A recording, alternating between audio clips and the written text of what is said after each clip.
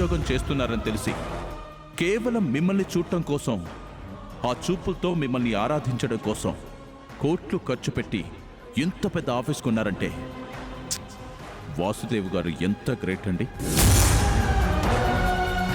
డబ్బు సంపాదన కోసం బిజినెస్ చేసే వాళ్లను చూసాం, కానీ భార్య సంతోషం కోసం ఆఫీస్ కొనివ్వటం, అందులోనే తన భార్యకు ఉద్యోగం ఇచ్చి తన భార్య కళ్ళలో సంతోషం చూసే గొప్ప భర్తని నేనెక్కడా చూడలేదండి.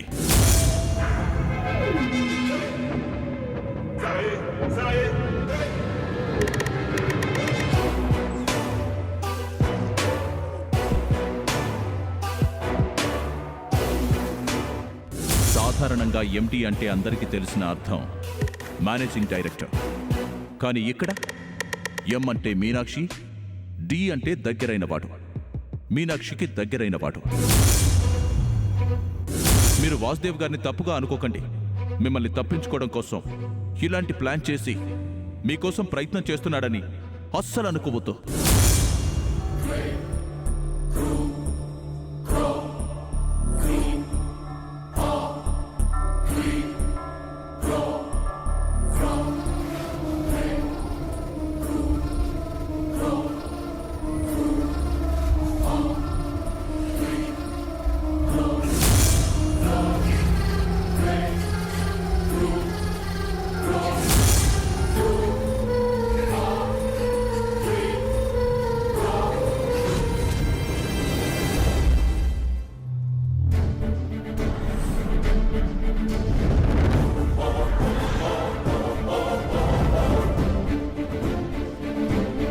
గుడ్ మార్నింగ్ మీనాక్షి గారు. చాలా రోజులైందండి మిమ్మల్ని చూసి. ఎలా ఉన్నారు? బాగున్నారా? మీ ఆయనకి ఏదో ఆరోగ్యం బాగోలేదని తెలిసింది. ఇప్పుడు ఎలా ఉంది? కుదుట పడిందా?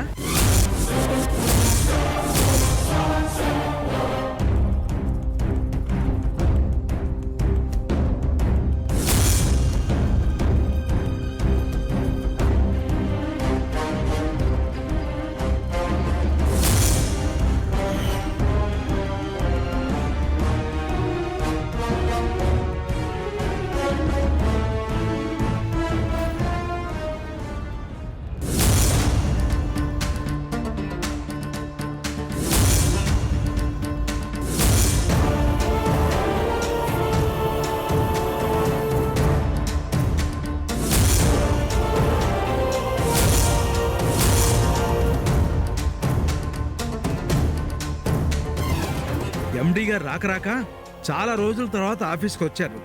రవి గారితో చెప్పి ఈ ఫైళ్ళన్నింటి మీద ఎండి గారితో సంతకం పెట్టించమని చెప్పు. ఎండి గారు వచ్చారా? వచ్చారు మీనాక్షి గారు.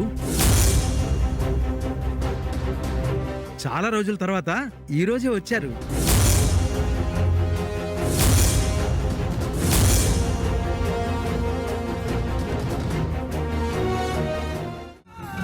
అరే, ఒక రోజు కాకపోతే ఇంకో రోజైనా నా భార్య నన్ను అసహించుకుంటుందన్న ఆలోచన కూడా లేదా మీకు?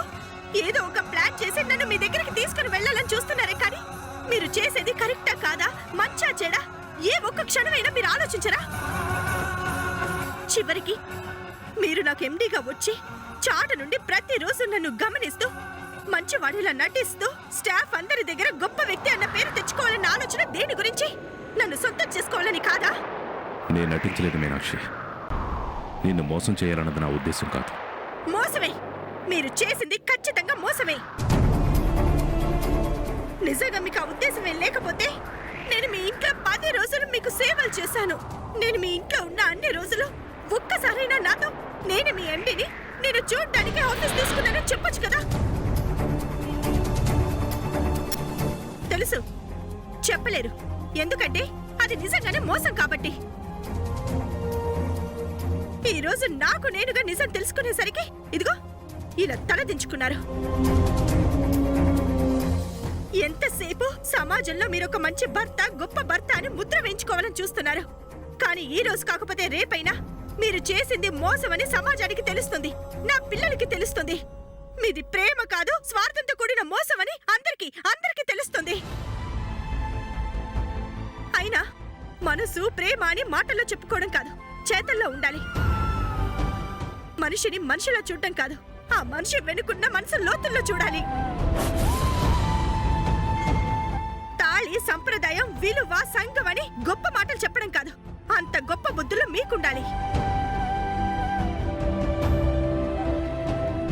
ఆ తాళి విలువ నాకు తెలుసు కాబట్టే నా తాళిని తాకట్టు పెట్టి మీ ప్రాణాలు కాపాడాను. కానీ మీరు నన్ను గెలవాలనుకుంటుంది ప్రేమతో కాదు, డబ్బుందన్న అహంకారంతో.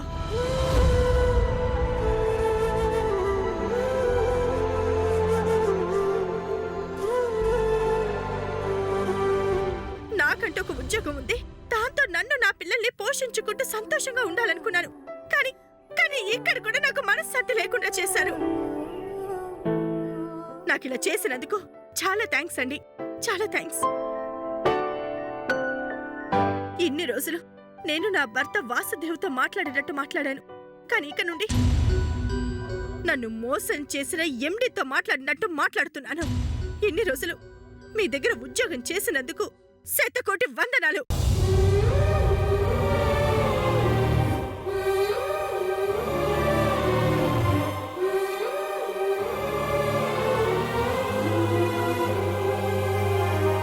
ఇక నుంచి మీ ఆఫీస్లో ఉద్యోగం మానేస్తున్నాను. ఒక భర్తగా గాని, ఒక ఎండిగా గాని మీకు నాకు ఈ క్షణం నుండి ఎటువంటి సంబంధం లేదు. మీకు మీ ఆఫీస్కి గుడ్ బై.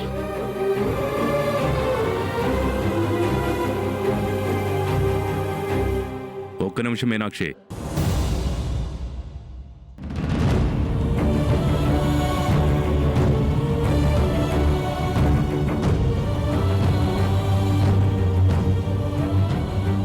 ఏమన్నా మాట్లాడుతుంది భర్త వాసుదేవ్తో కాదు, ఎండితో అన్నావు కదా? అవును. అయితే నేను ఇప్పుడు మాట్లాడుతుంది నీ భర్త దేవులా కాదు, నీ ఆఫీస్ ఎండి వాసుదేవ్లా మాట్లాడతాను.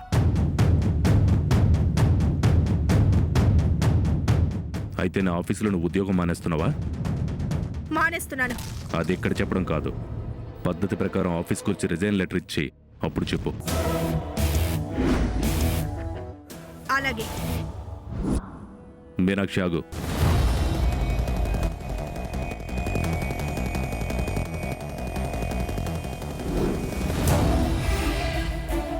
కారెక్కు. ఆ అవసరం నాకు లేదు. నేను నీ భర్తగా కారెక్కమనడం లేదు, నీ ఆఫీస్ ఎండీలా కారెక్కమంటున్నాను. ఆ ఎండీని కూడా నేను వద్దనుకుంటున్నాను. ఇంకా నువ్వు నాకు రిజైన్ లెటర్ ఇవ్వలేదు, నీ ఉద్యోగం పోలేదు. ప్రస్తుతానికి నువ్వు నా స్టాఫ్ మెంబర్వే. నేను వెళ్తుంది ఆఫీస్కే, నువ్వు వెళ్ళాలనుకుంటుంది ఆఫీస్కే. కారెక్కు. అవసరం లేదు, నేను నడుచుకుంటూ వెళ్తాను. నిజంగా నీకు రిజైన్ చేయాలనే ఉద్దేశం ఉంటే నాతో పాటు ఆఫీస్కి వచ్చి రిజైన్ లెటర్ ఇవ్వు. ఆ ఉద్దేశం లేకపోతే నీ ఇష్టం.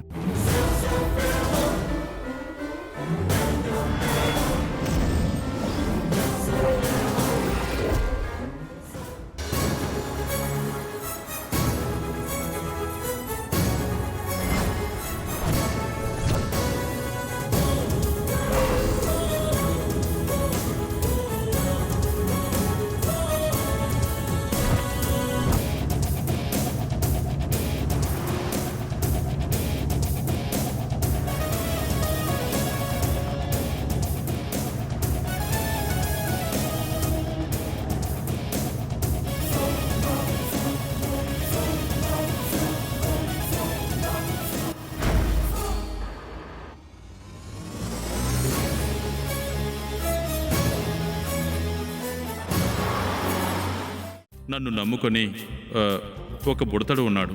ఇంతకీ ఆ బాబు ఎవరు స్వామి? వాణ్ణి నీ దగ్గర వదిలిపెడదామనుకుంటున్నాను. వాణ్ణి తీసుకొచ్చి నా దగ్గర వదిలిపెట్టి వెళ్ళండి.